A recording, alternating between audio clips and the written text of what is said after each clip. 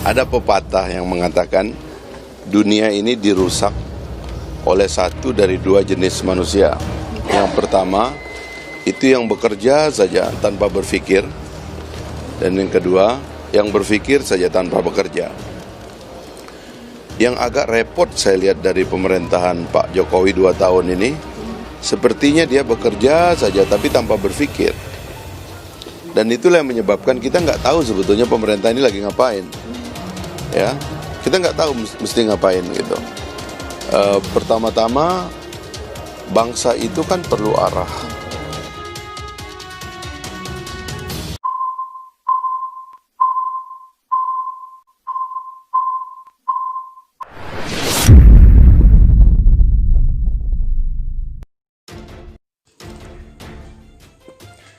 Perlawanan JK oleh Zainal Bintang. Wakil Presiden 2 kali tidak berturut-turut, JK atau Yusuf Kala melakukan perlawanan. Begitu pesan yang saya terima melalui WhatsApp dari teman-teman aktivis civil society atau masyarakat sipil. Saya kira KPU harus membuat syarat-syarat berkumpul atau apa. Kalau terjadi pelanggaran syarat-syarat, katakanlah kampanye hanya 50 orang, tapi terjadi 200 orang. Kalau terjadi kecenderungan seperti itu, ya lebih baik dipertimbangkan kembali waktunya. Begitulah kata JK di sela-sela acara donor darah di gedung BPMJ Polda Metro Jaya, Jakarta. JK yang akrab dipanggil Daeng Ucu hari ini kini mau mempresentasikan sosok dirinya sebagai tokoh bangsa yang pedulian, yang tidak kenal diam. JK tidak ada matinya, begitu tertulis di WhatsApp tentang diri Daeng Ucu. Seperti diketahui, JK meminta keselamatan dan kesehatan masyarakat lebih diutamakan pada kondisi saat ini.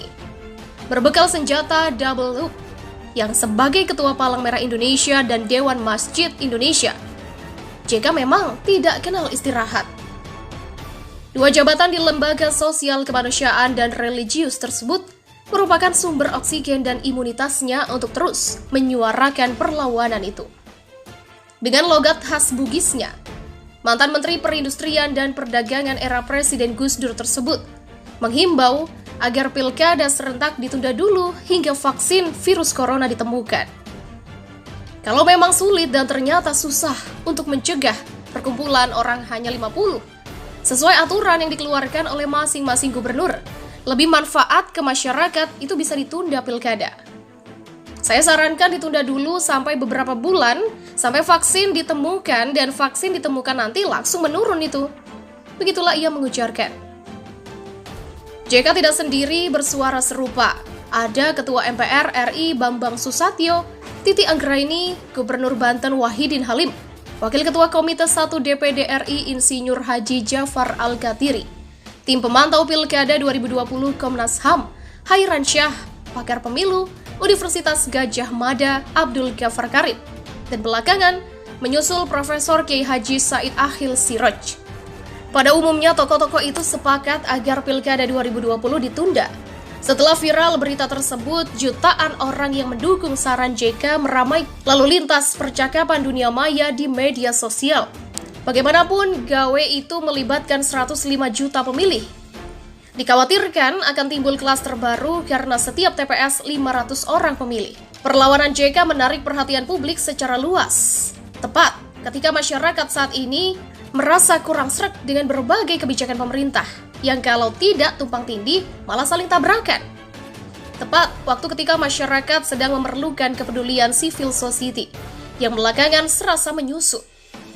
Kegesitan JK bergerak ke sana kemari membuat keberadaan dan kiprah Wapres Ma'ruf Amin dipertanyakan.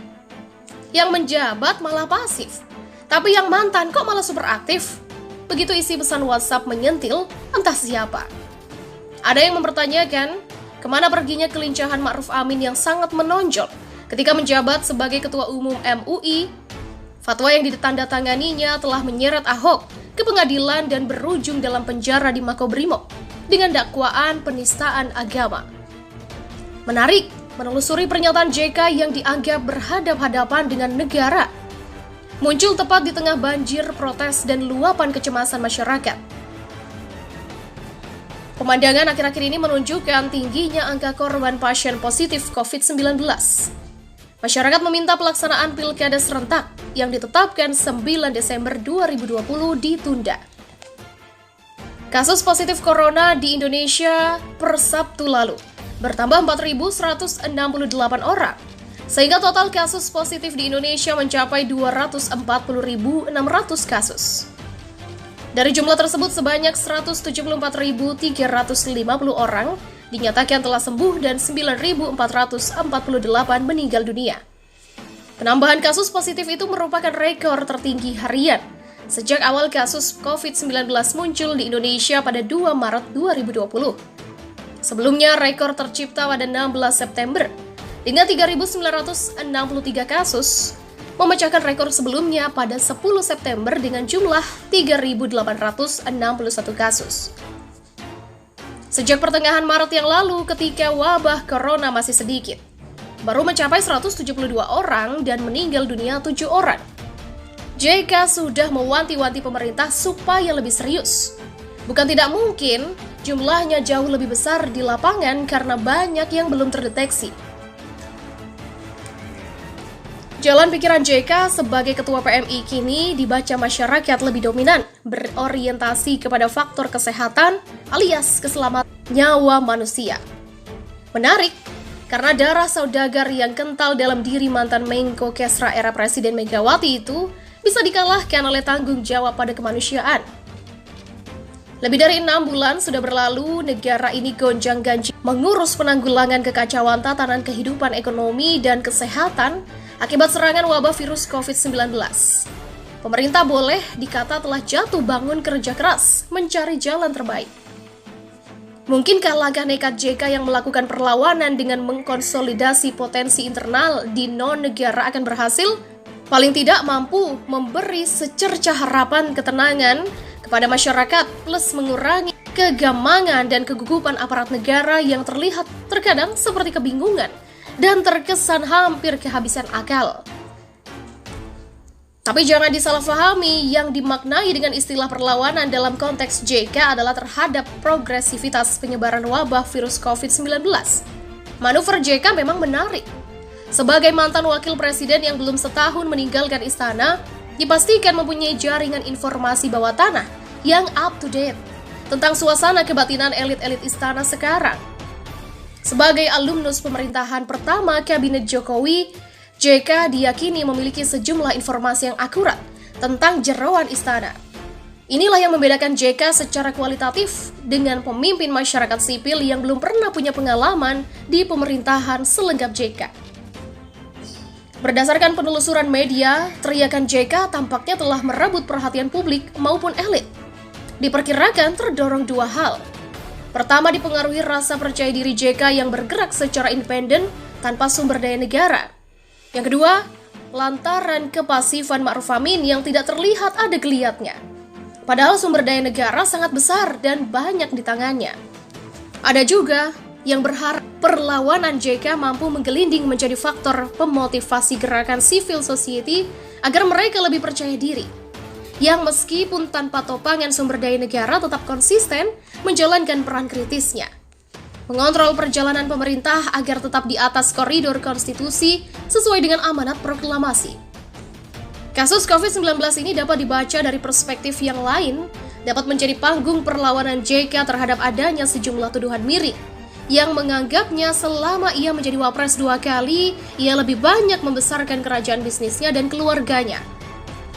Publik sedang menanti-nanti, apakah perlawanan JK dapat menjadi pintu masuk terkonsolidasinya kekuatan masyarakat sipil yang masih berserak-serak tanpa sentral komando.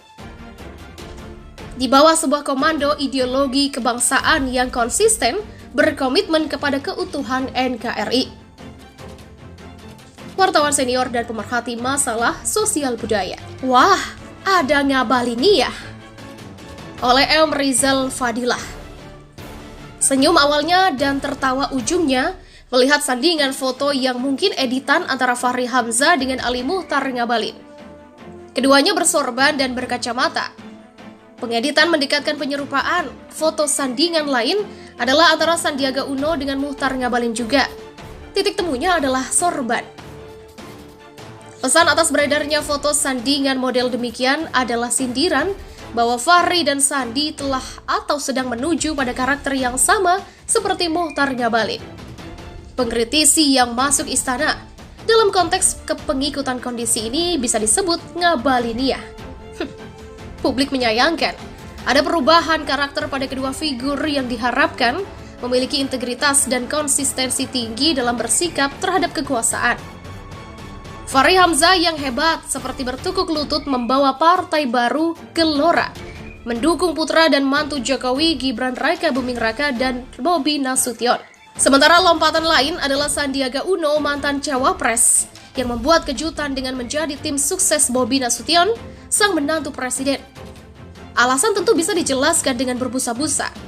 Peristiwa ini mengingatkan Prabowo yang lebih dulu melompat ke dalam pelukan Jokowi untuk menjadi pembantu presiden bidang pertahanan.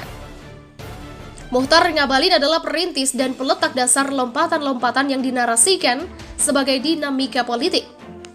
Berpolitik seperti ini sebenarnya sah-sah saja, meski publik melihat sikap Ngabalin terlalu berlebihan, paradoksal dan kontroversial. Totalitas dari loyalitasnya menempatkan dirinya sebagai maskot. Fahri mulai mencak-mencak kepada pengkritisi yang menyebut bahwa model seperti itu adalah support kepada politik dinasti. Sandi lebih kalem dalam menanggapi. Ada juga yang berdecak kagum pada Jokowi yang mampu mempengaruhi. Entah apa yang menjadi dasar kendali dan pengaruhnya. Tidak perlu gelisah terhadap tuduhan sebagai pendukung politik dinasti.